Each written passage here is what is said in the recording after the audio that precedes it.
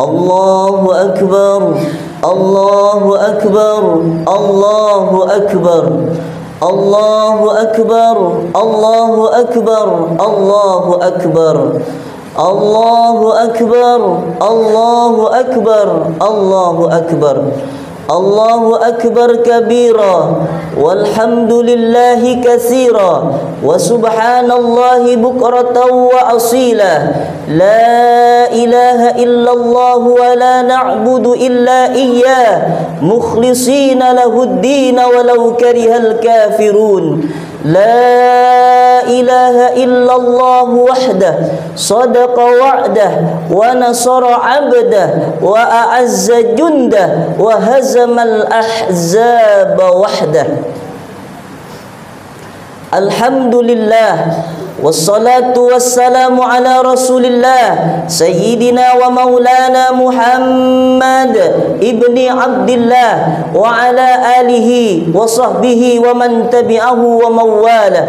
Ashhadu an la ilaha illallah wahdahu la syarika lah, wa ashhadu anna sayyidana Muhammadan abduhu wa rasuluh la nabiyya ba'da. Allahumma salli wa sallim wa barik ala sayyidina wa maulana Muhammadin an-nabiyil ummi wa ala alihi wa sahbihi wa barik wa sallim. Wa qala ta'ala fil Qur'anil azim wa huwa asdaqul qailin. A'udzu billahi minasy syaithanir rajim. Ya ayyuhalladzina amanu taqullaha haqqa tuqatih wa la tamutunna illa wa antum muslimun. Wa qala ta'ala fi ayatil ukhra, ya ayyuhalladzina amanu taqullaha wa qulu qawlan sadida yuslih lakum a'malakum wa yaghfir lakum dhunubakum wa may yuti'illaha wa rasulahu faqad faza fawzan 'azima. Ibadallah, usikum wa nafsi bitaqwallah wa ta'atihi faqad fazal muttaqun. Hadirin jamaah salat Idul Adha yang dimuliakan oleh Allah Subhanahu wa taala. Asy-syaitanu ya'idukumul faqra. Setan selalu membisikkan ketakutan. Setan selalu membisikkan kesedihan. Setan selalu membisikkan kepada kita rasa kepakiran. Usir rasa cemas itu dengan takbir. Halau rasa cemas itu dengan takbir. Allahu Akbar, Allahu Akbar, Allahu Akbar. Bahwa orang yang dekat dengan Allah, ujian takkan pernah terhenti datang. Kenapa Ibrahim yang bergelar Al-Khalil, kekasih Allah? Al-Khalil, orang yang paling dekat dengan Allah. Al-Khalil, orang yang paling disayang oleh Allah. Mengapa ujian Nabi Ibrahim datang silih berganti kepada beliau? Itulah makna hidup. Kitab bahwa hidup di atas muka bumi Allah akan selalu diuji oleh Allah Subhanahu wa ta'ala. Ujian pertama Nabi Ibrahim menghadapi seorang ayah yang musyrik, yang tidak beriman kepada Allah Subhanahu wa ta'ala. Ketika Nabi Ibrahim berkata, "Ya abati, wahai ayahku, kenapa engkau persekutukan Allah wahai ayah? Kenapa engkau buat patung? Kenapa engkau membuat berhala?" Jawab Azar, "La illam tantahi." Kalau kau tak berhenti menceramahi aku wahai Ibrahim, kalau kau tidak berhenti mendakwahi aku wahai Ibrahim, la arjumannaka, akan kulempar engkau pakai batu sampai mati. Marahkah Ibrahim? Kasarkah Ibrahim? Tidak. Sa'astaghfirulaka rabbi, kata Ibrahim, aku akan tetap memintakan ampun kepada Allah terhadap dosa-dosamu wahai ayah. Innahu kana bihafiya, Allah subhanahu wa ta'ala itu sayang kepadaku wahai ayah. Aku akan tetap memintakan ampun kepada Allah untuk dosa-dosamu wahai ayah. Begitu jawab Nabi Ibrahim alaihi salam. Tidak ada ujian yang paling berat. Ujian Nabi Ibrahim berhadapan seseorang ayah yang tidak beriman, menyembah berhala, mempersekutukan Allah subhanahu wa ta'ala. Hari ini kita diberikan oleh Allah orang tua yang muslim, beriman kepada Allah, menegakkan salat, tidak mempersekutukan Allah. Itu adalah nikmat besar dari Allah subhanahu wa ta'ala. Wa qada rabbuka alla ta'budu illa iyyah wa bil walidaini ihsana. Menyembahlah engkau hanya kepada Allah dan berbuat baiklah kepada kedua orang tua. Begitu kata Allah. Begitu tinggi kedudukan orang tua di hadapan Allah. Setelah menyembah Allah, langsung kedudukan kita berbuat baik, berbakti kepada kedua orang tua. Al jannatu tahta aqdamil ummahat. Surga berada di bawah telapak kaki ibu. Kalaulah orang tua itu masih beriman kepada Allah subhanahu wa ta'ala, maka kita wajib untuk hormat dan taat kepada kedua orang tua kita. Ujian pertama Nabi Ibrahim menghadapi seorang ayah yang tidak beriman kepada Allah. Lulus Nabi Ibrahim. Ujian kedua, Nabi Ibrahim menghadapi musuh-musuh Allah subhanahu wa ta'ala. Ketika Nabi Ibrahim berdebat dengan otak, Nabi Ibrahim menang. Kenapa kalian mempersekutukan Allah? Kenapa kalian menyembah berhala? Nabi Ibrahim sedang mengajak untuk berdebat raja yang bengis, penguasa yang bengis, penguasa yang zalim. Ketika dia kalah berdebat dengan Nabi Ibrahim, mulailah dia main dengan otot, mulailah dia main dengan kekuasaan. Fas'aluhu in kanu yantikun.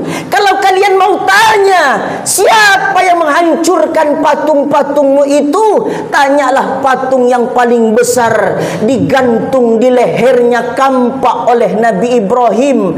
Saat itu Namruz main kekuasaan. Harikuhu, tangkap Ibrahim, bakar Ibrahim. Saat itu Allah subhanahu wa ta'ala berfirman, ya naru kuni bardan wasalaman ala Ibrahim. Wahai api, dinginlah engkau, jangan membakar kekasihku Ibrahim. Nabi Ibrahim di dalam api yang panas tidak terbakar sehelai pun, tetapi Nabi Ibrahim kedinginan. Begitulah cara Allah menyelamatkan kekasihnya Nabi Ibrahim alaihi salam. Inilah makna hidup saudaraku, bahwa hidup kita tidak ada apa-apanya ujian dengan Nabi Ibrahim alaihi salam.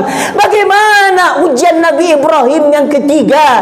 Nabi Ibrahim menghadapi ujian dari Allah, ujian kerinduan, ujian kehampaan hati, ujian kekosongan jiwa, mengharapkan ada tangisan anak kecil di rumah. 86 tahun hadirin bapak dan ibu, Nabi Ibrahim berdoa kepada Allah, Rabbi habli minas salihin. 86 tahun Nabi Ibrahim berdoa. Begitu kata Al-Imam Abul Fida Ismail Ibnu Katsir dalam tafsir Al-Quranil Azim. 86 tahun Nabi Ibrahim berdoa kepada Allah subhanahu wa ta'ala. Hari ini bapak dan ibu berdoa baru 1 minggu, berdoa baru 1 bulan, berdoa baru 1 tahun. Kenapa Allah tidak kabulkan doa-doaku? Kenapa Allah tidak mengijabah doa yang selama ini? aku panjatkan kepadamu ya Allah. Begitu jauh doa kita dengan Nabi Ibrahim alaihissalam. Allah menginginkan kita bangun di tengah malam bermunajat, meminta kepada Allah, beristighfar, minta ampun kepada Allah subhanahu wa ta'ala. Allah mengharapkan engkau hanya bersandar kepada Allah, jangan bersandar kepada manusia. Hari ini dia kawan, besok boleh jadi dia menjadi lawan. Jangan bersandar kita kepada harta. Hari ini harta kita punya, besok boleh jadi harta itu habis, ditinggalkan kita oleh kawan kita. Jangan bersandar kita kepada pangkat dan jabatan. Berapalah lamanya pangkat jabatan itu? 5 tahun. Orang sebelum meninggal kita sudah antri. Banyak orang yang ingin mengantri kekuasaan kita. Maka kita bersandar hanya kepada Allah, memintalah hanya kepada Allah di dalam sujud. Aqrabu ma yakunul abdu min rabbih azza wa jalla wa huwa sajidun fa aksiru fihi du'a. Wahai hadirin, saat yang paling dekat antara seorang hamba dengan Allah ketika sedang sujud, lamakan sujudmu, sujud terakhir. Mintalah kepada Allah, tumpahkan curhatanmu hanya kepada Allah, tumpahkan masalahmu hanya kepada Allah. Masalah hidup ini begitu berat ya Allah, masalah hidup ini begitu menyakitkan ya Allah. Tapi ketika kita katakan Allahu Akbar saat sujud, Allah Maha Besar. Kita yakin ketika kita teriaki, ketika kita katakan Allahu Akbar, kita yakin Allah yang Maha Besar, semuanya kecil. Ketika kita teriaki Allahu Akbar, kita yakin hanya Allah yang mendatangkan rezeki. Dialah Allah yang memberikan usia kepada kita. Dialah Allah yang selalu menjaga kita. Maka kita gantungkan harapan kepada Allah, berdoalah kepada Allah. Ud'uni astajib lakum. Mintalah kepadaku, kata Allah, niscaya akan dikabulkan oleh Allah. Makin banyak kita minta kepada Allah, makin banyak kita mentengadahkan kedua tangan ini, Allah makin senang, Allah makin cinta, Allah makin suka. Berdoalah kita kepada Allah tanpa henti. Karena orang yang tidak mau berdoa kepada Allah, dia termasuk orang yang sombong di hadapan Allah subhanahu wa ta'ala. Yang terakhir, ujian Nabi Ibrahim yang harus kita teladani, kita aplikasikan dalam kehidupan, kita gunakan, manfaatkan dalam kehidupan kita. Ujian Nabi Ibrahim, ujian cinta dan keimanan dari Allah subhanahu wa ta'ala. Ketika anak itu tumbuh lucu-lucunya, lagi ganteng-gantengnya, menyenangkan hati, menjejukkan mata, itu yang dipinta hadirin oleh Allah subhanahu wa ta'ala. Allah tidak ingin di hati Ibrahim melebihi cintanya kepada makhluk. Allah hanya ingin cinta Nabi Ibrahim hanya kepada Allah subhanahu wa ta'ala. Kenapa Allah tidak minta kambing Ibrahim? Kambingnya banyak hadirin. Kenapa Allah tak minta sapi Ibrahim? Sapinya banyak hadirin. Hartanya banyak. Yang dipinta oleh Allah, harta yang paling disayang oleh Nabi Ibrahim, anak yang ditunggu 86 tahun dia berdoa kepada Allah. Ya bunayya, wahai anakku, inni ara fil manam, aku bermimpi nak, anni adbahuka, bahwa aku menyembelih lehermu nak, fanzur maza tara, maka pikirkanlah olehmu nak. Apa jawab anak yang soleh yang dipinta selama 86 tahun itu? Ya abati, wahai ayahku, wahai ayahku, if'al ma tu'mar, laksanakanlah perintah Allah wahai ayah. Satajuduni insyaallah minas sabirin. Insyaallah ayah, engkau akan mendapati aku menjadi orang-orang yang sabar. Begitulah kalau ketemu anak ayah yang soleh dengan anak yang soleh. Jangan bermimpi Pak Bu, kalau kita akan mendapatkan anak yang soleh dan soleha. kalau kita tidak menjadi soleh dan soleha. Jangan bermimpi kita akan ketemu dengan anak yang dekat dengan Allah kalau kita tidak mau dekat dengan Allah subhanahu wa ta'ala. Ujian Nabi Ibrahim begitu luar biasa. Hari ini Bapak Ibu, apa yang begitu kita cintai? Hari ini yang begitu kita cintai adalah harta. Harta itu yang membuat kita kadang terlena, kadang terbuai dengan kenikmatan dunia. Dicarinya dari pagi sampai pulang sore, bahkan ada yang dari pagi sampai pulang pagi. Tak sempat beribadah kepada Allah, tak sempat mendirikan solat. Na'udzubillah, summa na'udzubillah. Harta itu yang begitu kita cintai, maka infakkanlah di jalan Allah subhanahu wa ta'ala. Lewat apa hadirin? Lewat menyembelih hewan kurban. Jangan ragu, jangan takut, jangan bimbang, jangan khawatir. Rezeki diberikan oleh Allah subhanahu wa ta'ala. Kalau memang ada uang itu, 2026 masih ada, 2027 masih ada uang itu tidak terpakai menurut akal kita dan pikiran kita, maka berkurbanlah, maka akan diganti oleh Allah subhanahu wa ta'ala. Diganti oleh Allah. Allah yang berjanji, bukan pemerintah. Allah yang berjanji hadirin. Apa kata Allah subhanahu wa ta'ala? Wa ma anfaqtum min syai'in fahuwa yukhlifuhu wa huwa khairur raziqin. Dan orang-orang yang menginfakkan hartanya di jalan Allah pasti akan diganti oleh Allah. Dialah Allah sebaik-baik pemberi rezeki.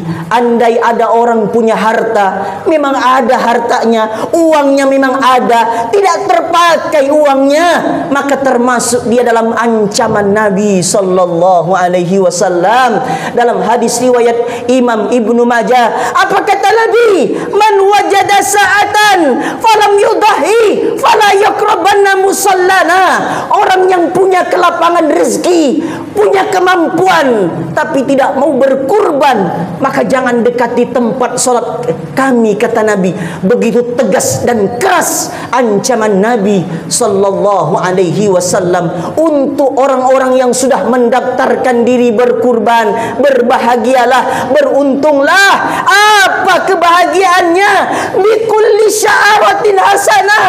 Pada setiap bulu hewan kurban terdapat satu kebaikan. Hadirin, siapa hari ini yang bisa menghitung bulu hewan kurban?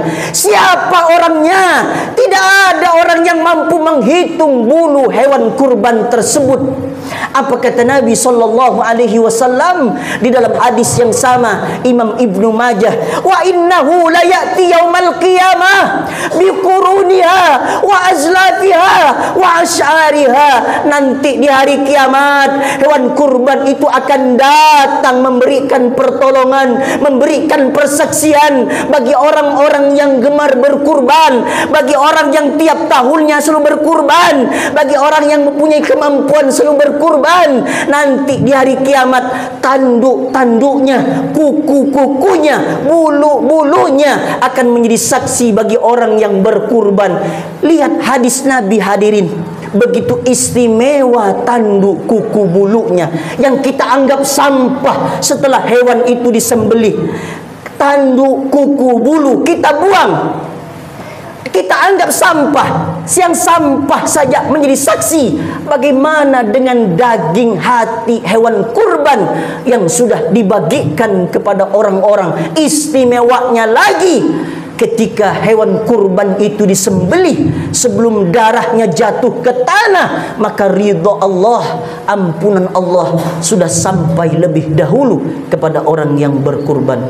Barakallahu li wa lakum fil Qur'anil azim, wa nafa'ani wa iyyakum bima fihi minal ayati wadh dzikril hakim, wa taqabbala minni wa minkum tilawatahu innahu huwal ghafurur rahim.